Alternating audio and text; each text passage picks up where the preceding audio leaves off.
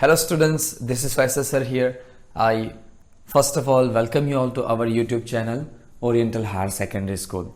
Students, today we are going to discuss the second read of the 5th unit from your English textbook of Standard 12 Gujarat Board Gujarati Medium. The title of the poem is No Men Are Foreign. This is actually a poem which has been written by James Kirkup. મિત્રો આપણે આ કવિતાનું જે title છે જો એના મિનિંગથી શરૂઆત કરીએ તો નો મેન આર ફોરેનનો અર્થ થાય છે કે કોઈ પણ વ્યક્તિ વિદેશી નથી. અને આની સાથે આપણે બીજું એક સેન્ટેન્સ એડ કરીએ છીએ કે નો કન્ટ્રીઝ ફોરેન મીન્સ કે કોઈ પણ દેશ એ પારકો નથી. એટલે આ ધરતી ઉપર રહેનાર દરેકે દરેક વ્યક્તિ આપણા માટે પરિચિત છે અથવા તો જાણકાર છે. અને કોઈ પણ કન્ટ્રી એ આપણા માટે પારકી નથી. બધી આપણી પોતાની જ કન્ટ્રી છે. હા, વ્યક્તિએ પોતાના સ્વાર્થ માટે થઈને અથવા તો પોતાની સરળતા માટે થઈને અલગ અલગ ભાગલા જ પાડ્યા છે, બોર્ડર્સ બનાવી છે. અને એથી જ તો આપણે કહી શકીએ છીએ કે ભાઈ અમે ઇન્ડિયન્સ છીએ, અથવા તો કોઈ એવું કહી શકે છે અમે લોકો પાકિસ્તાની છીએ, અથવા તો કોઈ એવું કહી શકે કે અમે ઓસ્ટ્રેલિયન છીએ, અમેરિકન છીએ. પણ કવિ આપણને આ કવિતાના માધ્યમ દ્વારા જે બોર્ડર્સ છે, જે હદ બનાવેલી છે, અલગ અલગ ભાગલાઓ પાડે છે, એવું કહેવા માંગે છે કે જો આ બોર્ડર્સને હટાવી દેવામાં આવે તો પછી સમગ્ર વિશ્વ એક થઈ જશે અને આ વિશ્વની અંદર રહેનાર દરેકે દરેક માનવીઓ પણ એક થઈ જશે. મીન્સ કે બધા બ્રધર્સ છે.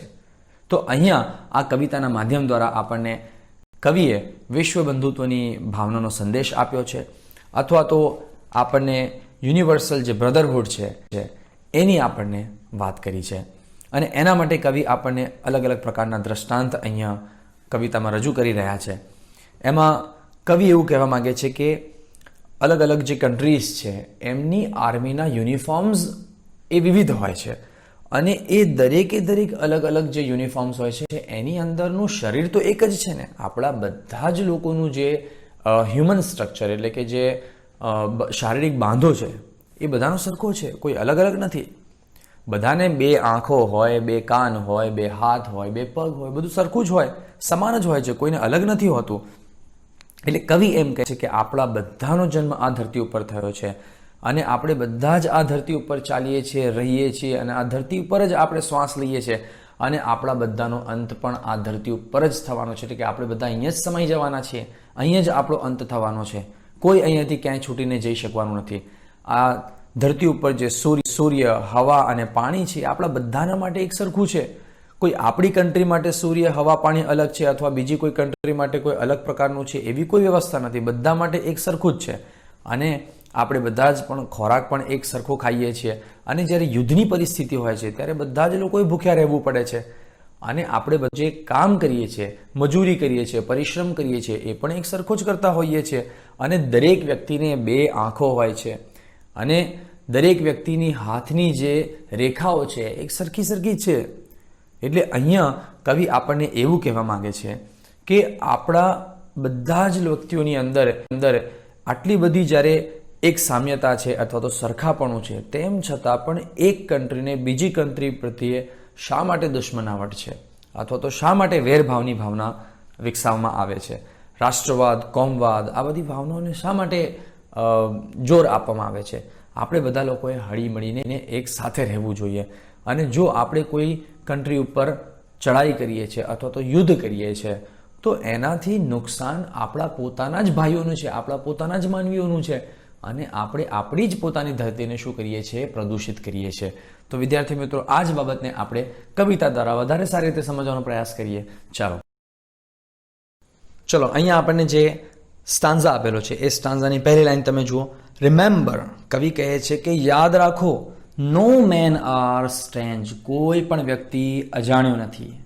નો કન્ટ્રીઝ ફોરેન, અને કોઈ પણ દેશ એ વિદેશ નથી. આ દુનિયાની અંદર જેટલી પણ કન્ટ્રીઝ છે એ બધી જ કન્ટ્રીઝ આપણી પોતાની છે. અને એ દરેકે દરેક કન્ટ્રીઝની અંદર વસનાર જે માનવી છે એ બધાથી આપણે માહિતગાર છીએ, એ બધા જ આપણા જાણીતા છે. કોઈ આપણા માટે અજાણ્યો નથી, બધા જ આપણા પરિચિત છે. આવું કવિ શા માટે કહે છે? સેકન્ડ લાઈનમાં છે beneath all uniforms. beneath નો અર્થ થાય છે અંડર, અને ગુજરાતીમાં આપણે કહી શકીએ ભીતર. ઓલ યુનિફોર્મ્સ, અને બધા જ યુનિફોર્મનો અર્થ થાય છે ગણવેશ, પહેરવેશ અથવા તો જે આપણે વસ્ત્રો પહેરીએ છીએ એ ગણવેશની અંદર શું છે? અ સિંગલ બોડી બ્રેથ્સ, એક જ શરીર છે કે જે શ્વાસ લે છે. ભાઈ આ ધરતી ઉપર રહેનાર દરેકે દરેક માનવી જે છે એમનું ફિઝિકલ સ્ટ્રક્ચર એક જ જેવું છે. કવિ એમ કહેવા માંગે છે બધાનો શારીરિક બાંધો એક જ છે. ભાઈ આપણા બધા લોકોનો ક્રિએટર કોણ છે? ઈશ્વર, ભગવાન, ખુદા, અલ્લાહ, ગોડ, જે પણ તમે કહેતા હો. અને એમણે આ સમગ્ર દુનિયાનું સર્જન કર્યું છે, આ ધરતીનું સર્જન કર્યું છે, અને આ ધરતી ઉપર વસનાર જે માનવી છે એનું સર્જન કર્યું છે. જ્યારે આપણા બધા લોકોનો ક્રિએટર એક જ છે તો આપણે બધા એક જ છીએ ને. આ ધરતી પણ એક જ છે. આ માનવીઓનું જે સ્ટ્રક્ચર છે એ ફિઝિકલ સ્ટ્રક્ચરમાં બધાનું એક જેવું જ છે. હા, એ શક્ય છે કે દરેકનું જે ફીચર્સ છે એ અલગ અલગ હોઈ શકે છે. કોઈ જાડું છે તો કોઈ પાતળું છે, કોઈ ઊંચો છે તો કોઈ નીચો છે, ભાઈ કોઈ ગોરો છે તો કોઈ કાળો છે. શક્ય છે. અને જે યુનિફોર્મ્સ છે, તો યુનિફોર્મની વાત કરીએ આપણે તો દરેકે દરેક કન્ટ્રીઝની ભૌગોલિક પરિસ્થિતિ એક જેવી ના હોય મિત્રો.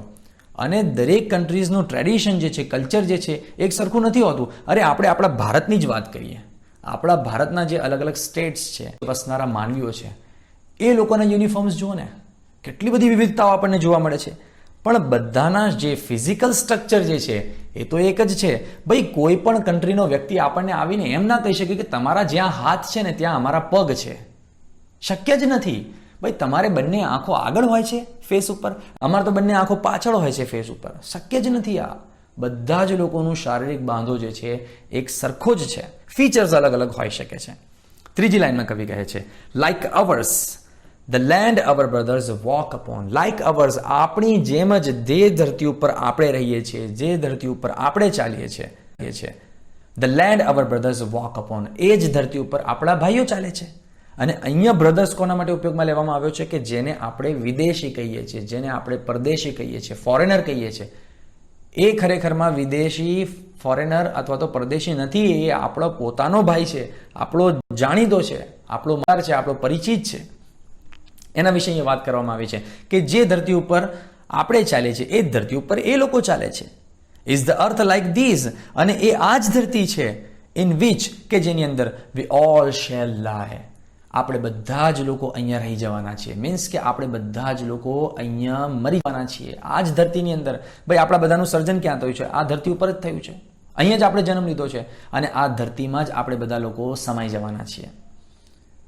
એટલે કવિ કહેવા મિત્રો એમ માંગે છે કે જ્યારે આ દુનિયાની અંદર વસનાર દરેકે દરેક વ્યક્તિનું જે શારીરિક બાંધો છે અથવા તો જે ફિઝિકલ સ્ટ્રક્ચર છે એક જ સરખો છે. હા, બધાના યુનિફોર્મ્સ જે છે, ગણવેશ અલગ અલગ હોઈ શકે છે, બધાની કન્ટ્રીઝ અલગ અલગ હોઈ શકે છે, પણ એ જ ધરતી છે કે જે ધરતી આ ઈશ્વરે બનાવી છે અને એ જ ધરતી ઉપર આપણે ચાલીએ છીએ અને એ જ ધરતી ઉપર એ ચાલે છે. શું ફરક પડે છે? અને જે આપણું શરીર છે એવું જ એમનું શરીર, અને આપણે બધા જ એ ઈશ્વરના બનાવેલા છીએ. એ ગોડ, એ ભગવાન, એ ખુદા, એ અલ્લાહના બનાવેલા છીએ અને આપણે બધા આ ધરતી ઉપર જ પેદા થયા છે અને આ ધરતીમાં જ આપણે બધા લોકો સમાઈ જવાના છીએ.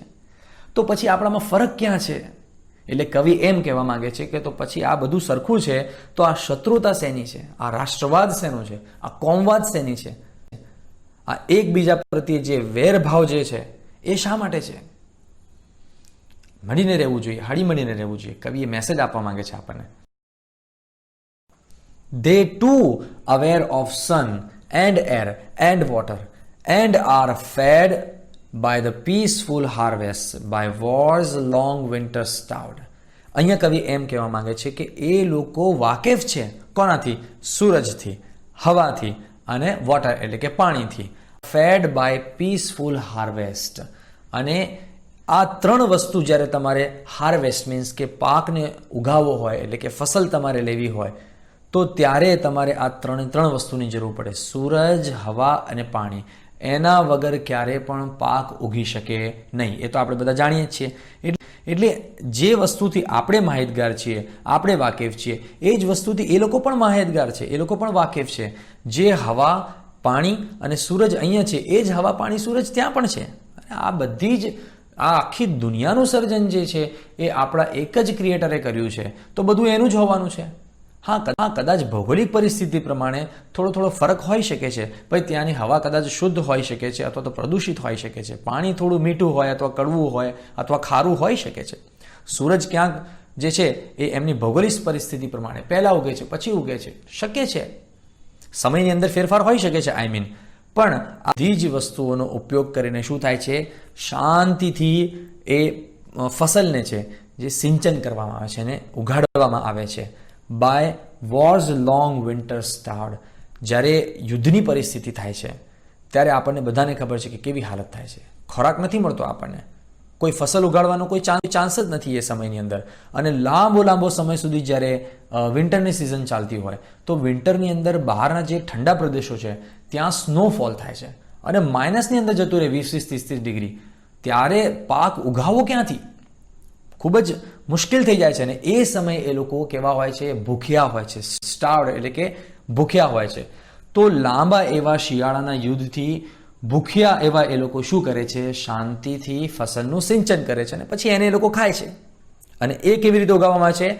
સૂરજ, હવા અને પાણીનો ઉપયોગ કરીને. ત્રીજી લાઈન છે ધેર હેન્ડ્સ આર અવર્સ. લોકોના જે હાથ છે ને એ જ આપણા હાથ છે. And in their lines we read. અને એ લોકોની રેખાઓ જે છે એ આપણે આપણા પોતાના જ હાથની અંદર જોઈ શકીએ છીએ. મીન્સ કે આપણી હથેળીની અંદર જે રેખાઓ છે એવી જ રેખાઓ એમની પણ હથેળીમાં છે. એવું નથી કે ભાઈ આપણે હથેળીમાં છે તો એ લોકોને પાછળના ભાગમાં છે. એવું નથી શક્ય. બધાને એક જ શારીરિક બાંધો છે અને બધાને એક જ જેવું છે. એટલે એ લોકોના જે હાથ છે એ જ આપણા હાથ છે અને એમની જે રેખાઓ છે હાથની એ આપણે આપણા હાથની અંદર જોઈ શકીએ છીએ. છેલ્લી લાઈન છે a labour not different from our own. અને એ લોકોનું જે લેબર મતલબ કે પરિશ્રમ અથવા તો જે મજદૂરી કરે છે એ આપણા કરતાં અલગ નથી. આપણે જે પ્રકારની મહેનત મજૂરી કરીએ છીએ એ જ પ્રકારની મહેનત મજૂરી પરિશ્રમ એ લોકો પણ કરે છે.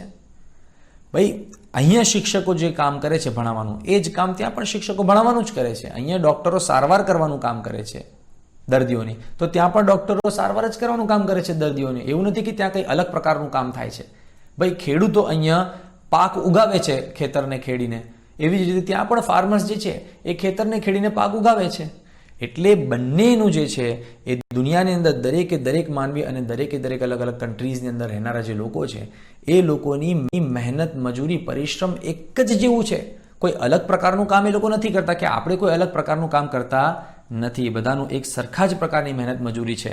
કદાચ એવું હોઈ શકે છે કે બંનેના વળતરની અંદર ફરક હોઈ શકે. જે આર્થિક વળતર હોય છે એ આર્થિક વળતર અલગ અલગ હોઈ શકે છે. શક્ય છે, પોસિબલ છે. Remember they have eyes. કવિ કહે છે કે યાદ રાખો દે હેવ આઈઝ, એ લોકોને પણ આંખો છે. લાઈક અવર્સ, અને આંખો કેવી છે? જેવી આપણી છે એવી જ એ લોકોની આંખો છે. કોઈ અલગ પ્રકારની આંખો નથી. That wake or sleep. અને એનાથી જ એ લોકો જાગે છે અને જે રીતે આપણે સવારે આંખો ખોલીને ઉઠી જઈએ છીએ અને રાત્રે આંખો બંધ કરીને સૂઈ જઈએ છીએ એવી જ રીતે એ લોકો પણ કરતા હોય છે. કોઈ એમની અલગ પ્રકારની ક્રિયા નથી હોતી. આપણા જેવી જ આંખો હોય છે અને આપણે જે રીતે ઉઠીએ છીએ અને સૂઈ જઈએ છીએ એવી જ રીતે એ લોકો પણ ઉઠે છે અને સૂઈ જાય છે. એન્ડ સ્ટ્રેન્થ, અને સ્ટ્રેન્થનો અર્થ થાય છે તાકાત. ધેટ કેન બી વોન, કે જેને જીતી શકાય છે બાય લવ. માત્ર ને માત્ર પ્રેમથી જ આપણે તાકાત જીતી શકીએ છીએ, નફરતથી નહીં. જો કોઈ વ્યક્તિ પ્રત્યે આપણે વેરભાવ રાખીએ અથવા આપણે એની સાથે નફરત ભર્યો વર્તાવ કરીએ તો એનાથી કોઈ આપણે તાકાતવર સાબિત નથી થઈ શકતા. હા, તાકાતવર ક્યારે સાબિત થાવ? કે તમે એની ભૂલ ઉપર પડદો નાખી દો અને એને માફ કરી દો તો તમે તાકાતવર સાબિત થાવ છો. બાકી નફરત તો કરવી ખૂબ જ આસાન છે, પણ એને માફ કરવું, એને છોડી દેવું, એને બક્ષી દેવું અને ભૂલી જવું, આ કામ જે છે ને થોડું અઘરું છે. હવે આ આખી દુનિયાની અંદર કેટલી બધી કન્ટ્રીઝ છે. એક કન્ટ્રીને બીજી કન્ટ્રી સાથે કોઈક ને કોઈક બાબત લઈને વિવાદ હોય છે. વર્ષો સુધી એ લોકોના ઝઘડા ચાલતા રહે છે. એક કન્ટ્રી બીજી કન્ટ્રીના ઉપર પ્રહાર કરે, અટેક કરે, એનું નુકસાન કરે તો પછી એ કન્ટ્રી બીજી કન્ટ્રી ઉપર નુકસાન કરશે. એટલે આમને સામને એકબીજાનું નુકસાન કરતા રહેશે, પણ એનો અંત આવવાનો છે? ક્યારેય નહીં આવે. આ જે વેરભાવ જે છે ને એ વેરની ભાવના અથવા તો એકબીજાનું નુકસાન કરવાની ભાવના અથવા તો નફરતની જે ભાવના છે ને એનાથી ક્યારે પણ તમે તાકાતવર સાબિત નથી થઈ શકતા. હા, એ વાત અલગ છે કે જો આ કન્ટ્રીઝ કે જેના વર્ષોથી વિવાદ ચાલી રહ્યા છે એ લોકો પ્રેમ ભાવથી જો મળી જાય તો પછી એ લોકો તાકાતવર સાબિત થાય. અને પ્રેમથી જ એ તાકાત આપણે મેળવી શકીએ છીએ. નફરતથી ક્યારે પણ તાકાતવર સાબિત થઈ શકતા નથી. In every land is common life. In every land is common life. અને આ દુનિયાની અંદર જે ધરતી છે આ દરેક લેન્ડ મતલબ કે અહીંયા દરેકે દરેક કન્ટ્રીની અંદર ઇઝ કોમન લાઈફ, એક સરખું જ જીવન હોય છે. ભાઈ આ બધી જ ધરતીની ઉપર આવેલી જેટલી પણ કન્ટ્રીઝ છે બધાની અંદર એક સરખું જ જીવન હોય છે. જે રીતે આપણે મમ્મી પપ્પા દાદા દાદી ભાઈ બહેન બાળકો હસબન્ડ વાઈફ જે રીતે આપણા ત્યાં અહીંયા જે માહોલ હોય છે એવો જ માહોલ દુનિયાના દરેકે દરેક કન્ટ્રીઝની અંદર હોય છે. અને બીજી વાત આપણે જો જોઈએ તો જે રીતે એ લોકો વહેલી સવારે ઉઠી જાય છે, પછી નાહી ધોઈને બ્રશ કરીને પોતાના કામે જાય છે, કોઈ નોકરીવાળા નોકરી જાય, ધંધાવાળા પોતાના ધંધો કરવા માટે જાય, તો અહીંયા પણ આપણે એ રીતે જ જતા હોય છે, એ લોકો પણ એ રીતે જ જતા હોય છે. કોઈ અલગ પ્રકારનું કામ નથી હોતું. અચ્છા, સવારે આપણે નાસ્તો કરીએ છીએ, પછી બપોરે આપણે ભોજન લઈએ છીએ, પછી સાંજે ફરી પાછું આપણે નાસ્તો કરીએ છીએ, પછી રાત્રે ફરી પાછું આપણે ખાવાનું ખાઈએ છીએ. તો એવી જ પ્રકારની ક્રિયા એ લોકો પણ કરે છે, કોઈ અલગ પ્રકારનું કામ નથી હોતું. એટલે આ દુનિયાની અંદર જેટલી પણ કન્ટ્રીઝ છે એ દરેકે દરેક જગ્યાએ એક સરખું અને કોમન લાઈફ છે. કોઈ અલગ પ્રકારનું જીવન નથી જીવતા એ લોકો. જેવું આપણે જીવે છીએ એવું એ લોકો જીવે છે. That all can recognise. અને દરેકે દરેક આ ધરતી ઉપર રહેનાર જે વ્યક્તિ છે, દરેકે દરેક કન્ટ્રીના લોકો એને રેકોગ્નાઇઝ મીન્સ કે એને ઓળખી શકે છે, એન્ડ અન્ડરસ્ટેન્ડ, અને એને સમજે છે. અને એટલે જ તો આપણે બધા એ જીવીએ છીએ, કોઈ અલગ પ્રકારનું જીવન નથી જીવતા. Let us remember. કવિ કહે છે કે ચાલો આપણે બધા લોકો યાદ રાખીએ. શું યાદ રાખવાનું છે અહીંયા? Whenever we are told, જ્યારે પણ આપણને કહેવામાં આવે, શું કહેવામાં આવે? ટુ હેટ આર બ્રધર્સ, કે આપણે આપણા પોતાના જ ભાઈઓની સાથે શું કરીએ? નફરત કરીએ.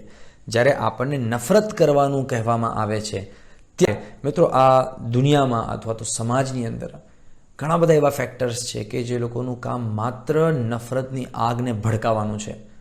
અને બાળક જ્યારે પેદા થાય છે ત્યારે એ ઇનોસન્ટ હોય છે, આપણને બધાને ખબર છે. પણ જ્યારે એ બાળક ધીરે ધીરે મોટું થાય છે તેમ તેમ એની અંદર નફરત ભરવામાં આવે છે, એને નફરતના પાઠ શીખવવામાં આવે છે, એને કહેવામાં આવે છે કે ભાઈ આપણે તો આવા ઊંચા અને આ લોકો તો આવા નીચા, આપણી કન્ટ્રી તો આવી અને એ લોકોની કન્ટ્રી તો તેવી, અને આપણે તો ગોરા અને એ લોકો તો કાળા, આપણે તો માલદાર અને એ લોકો તો ગરીબ, આપણો ધર્મ આવો અને એ લોકોનો ધર્મ તો તેવો. એમની અંદર નફરત ભરવામાં આવે છે. તો આ કેવી સ્થિતિ છે? કવિ એવું કહેવા માંગે છે કે ઇટ ઇઝ અવર સેલ્સ. તો જ્યારે આપણને આપણા ભાઈઓ સાથે નફરત કરવા માટેનું કહેવામાં આવે છે તો એ એવું છે જાણે કે ઇટ ઇઝ અવર સેલ્સ, કે આપણે આપણી જાતને જ શું કરી રહ્યા છે? That we shall dispossesses. Means કે આપણે આપણી જાતને જ ડિપ્રાઇવ કરી, મતલબ કે આપણે આપણી જાતને જ વંચિત રાખીશું. બિટ્રે મીન્સ કે આપણે આપણી જાતને જ છેતરપિંડી કરી રહ્યા છીએ અથવા તો દગો દઈ રહ્યા છીએ. અને કન્ડેમ, અને આપણે આપણી જાતની જ નિંદા કરી રહ્યા છીએ. આ એવું છે જ્યારે આપણને આપણા ભાઈઓને નફરત કરવાનું કહેવામાં આવે છે તો એવી જ રીતે છે કે જાણે કે આપણે આપણી જાતની જ શું કરી રહ્યા છીએ? વંચિત કરી રહ્યા છીએ, અથવા તો આપણે આપણી જાતને જ દગો દઈ રહ્યા છીએ, અથવા તો આપણે આપણી જાતની નિંદા કરી રહ્યા છીએ. રિમેમ્બર, યાદ રાખો, we who take arms against each other. કવિ અહીંયા કહે છે કે યાદ રાખો, આપણે લોકો કે જે લોકો એકબીજાની સામે, અગેન્સ્ટ ઇચ અધર, એકબીજાની સામે હાથ ઉઠાવે છે. અહીંયા આર્મ્સનો અર્થ થાય છે શસ્ત્રો. શસ્ત્રો ઉપાડે છે એટલે કે એક વ્યક્તિને બીજા વ્યક્તિ સાથે જો કોઈ દુશ્મનાવટ હોય તો એ શસ્ત્રોનો ઉપયોગ કરે, અથવા તો એક કન્ટ્રીને બીજી કન્ટ્રી સાથે જો કોઈ દુશ્મનાવટ હોય અથવા કોઈ બાબતને લઈને વિવાદ થયો હોય તો એનો બદલો લેવા માટે તેને જે શસ્ત્રોનો ઉપયોગ કરવામાં આવે છે. તો આ પરિસ્થિતિ કેવી છે? It's the human earth that we defile. તો આ એવું છે જાણે કે આપણે આ માનવીઓની ધરતી છે કે જેને આપણે શું કરી રહ્યા છીએ? દૂષિત કરી રહ્યા છીએ. જે આપણે છીએ એ લોકો છે, ને એ લોકો જે છે આપણે છીએ, બધા ભાઈઓ જ છીએ. તો પછી અંદર આ દુશ્મનાવટ શા માટે? આ અદાવત શા માટે? એકબીજાની સામે શસ્ત્રોનો ઉપયોગ શા માટે કરવામાં આવી રહ્યો છે? અથવા તો એકબીજાને નફરત કરવા માટેના પાઠ શા માટે ભણાવવામાં આવી રહ્યા છે? એટલે અંદર શું રાખવું જોઈએ? પ્રેમ ભાવ રાખવો જોઈએ. કવિ એવો મેસેજ અહીંયા આપણને આપવા ઈચ્છે છે. અવર હેલ્સ ઓફ ફાયર. હેલનો અર્થ થાય છે નર્ક અને ફાયરનો અર્થ થાય છે અગ્નિ. તો અહીંયા આપણે એનો અર્થ એવો કરી શકીએ કે આ જે નર્ક સમાન અગ્નિ છે, મીન્સ કે જ્યારે એક કન્ટ્રી બીજી કન્ટ્રી ઉપર આક્રમણ કરે છે અથવા તો યુદ્ધ જેવી જ્યારે પરિસ્થિતિ સર્જાય છે તો ત્યારે એકબીજા ઉપર શસ્ત્રોનો ઉપયોગ કરીને અટેક કરવામાં આવે છે. અને એ શસ્ત્રો મોટા શસ્ત્રો હોય છે, કોઈ નાના શસ્ત્રો નથી હોતા. અને એમાં પણ ખાસ કરીને જ્યારે બોમ્બ ફેંકવામાં આવે છે તો એ બોમ્બ ફેંક્યા પછી એમાંથી જે આગની જ્વાળાઓ ઉત્પન્ન થાય છે એના માટે આ શબ્દનો ઉપયોગ કરવામાં આવે છે. હેલ્સ ઓફ ફાયર મીન્સ નર્ક સમાન જે અગ્નિ છે કે જે આપણે પોતે ફેલાવીએ છીએ. એન્ડ ડસ્ટ, અને એના અંદરથી બોમ્બ ફેંક્યા પછી જ્યારે બ્લાસ્ટ થાય છે અને એમાંથી પછી જે ધુમાડા ઉડે છે, જે ધૂળ અને જે ડમરી ઉડે છે, એની વાત અહીંયા કરવામાં આવેલી છે. આઉટરેજ એ શું કરે છે? દૂષિત કરે છે અથવા તો પ્રદૂષિત કરે છે. કોને? The innocence of air. જે વાતાવરણની અંદર શુદ્ધતા છે અથવા તો શુદ્ધ વાતાવરણ છે એને શું કરે છે? પ્રદૂષિત કરે છે. તો આ જે નર્ક સમાન અગ્નિ છે અને એમાંથી ઉઠતી જે ધૂળ છે એ આપણા શુદ્ધ વાતાવરણને પ્રદૂષિત કરે છે. And that is everywhere hour own. અને આ આપણી પોતાની જ ફેલાવેલી જ આગ છે. આપણે જ આ નફરતને જે છે ફેલાવીએ છીએ. એટલે ફરી પાછું કવિ અહીંયા એ જ પહેલી લાઈનને રિપીટ કરી રહ્યા છે કે રિમેમ્બર, યાદ રાખો, નો મેન આર ફોરેન, કે કોઈ પણ વ્યક્તિ જે છે એ અજાણી નથી, બધા જ આપણા પોતાના ભાઈઓ છે. એન્ડ નો કન્ટ્રીઝ સ્ટ્રેન્જ, અને કોઈ પણ દેશ એ પારકો નથી. બધી જ કન્ટ્રીઝ જે છે એ આપણી પોતાની જ છે અને આપણે બધાએ ભાઈચારગી સાથે, બ્રધરહુડ જેને આપણે કહીએ છીએ, એકબીજાની સાથે હળી મળીને રહેવું જોઈએ. તો અહીંયા વિદ્યાર્થી મિત્રો આપણા યુનિટ 5નું રીડ 2 મીન્સ જે પોએમ છે નો મેન આર ફોરેન એ અહીંયા આપણે પૂરી કરીએ છીએ. આશા રાખું છું કે આપને સમજાઈ ગઈ હશે આ કવિતા. તમામ વિદ્યાર્થીને વિનંતી છે કે જો આપને વિડીયો પસંદ આવે તો તેને લાઇક કરો, ખાસ તમારા મિત્રોમાં શેર કરો અને ચેનલને સબસ્ક્રાઇબ કરવાનું ન ભૂલતા. Thanks for watching the video. Bye bye.